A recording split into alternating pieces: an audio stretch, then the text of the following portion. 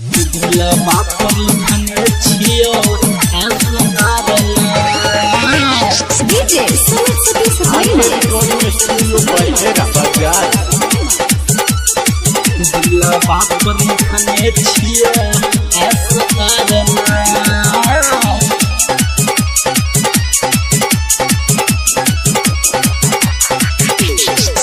क्रिया कसम खाई के लोभ में फंसाई के तब किया जाय छा दूसरा गामे गे जान।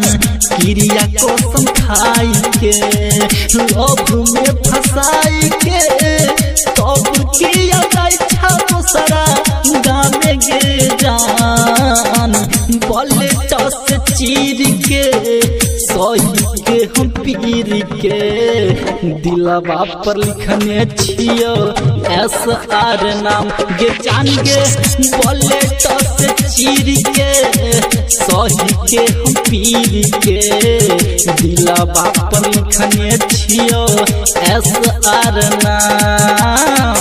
दिलवा पर लिखने छियो SR नाम। DJ Saraswati Subrahma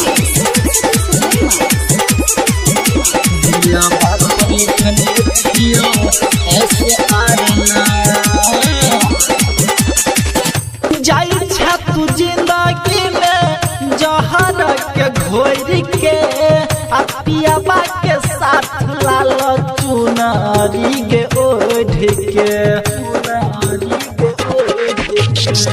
जाई छा तू जिंदगी में जहर के घोर के पियाबा के साथ लाल चुनरी के ओढ़ के जो जे हर जाई लेके जाई हमरा जान के करे जामे हमरा मारे बानी गे जान।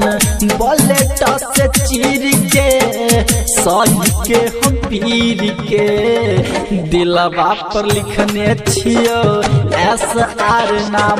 सुन न बोले टस चीर के सही के हम पीर के दिलवा पर लिखने छियो SR नाम गे जान। हम दिलवा पर लिखने छियो SR नाम।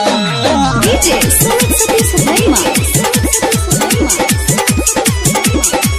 दिलवा पर लिखने छियो SR नाम। हम नहीं जनलियो बनबे तू कठोर गे दोसरा के संगे सुत के करबे तू भोर गे। हाँ हम नहीं जनलियो बनबे तू कठोर गे दोसरा के संगे सुत के करबे तू भोर गे। राइटर सुशीला रानी श्याम राधे के लागे निकल जाई परन मागे जान। बोले टस चीर के सही के हम पीर के दिलवा पर लिखने छियो SR नाम। सुन न बोले टस चीर के सही के हम पीर के दिलवा पर लिखने छियो SR नाम गे जान। हम RK रिकॉर्डिंग स्टूडियो बहेरा।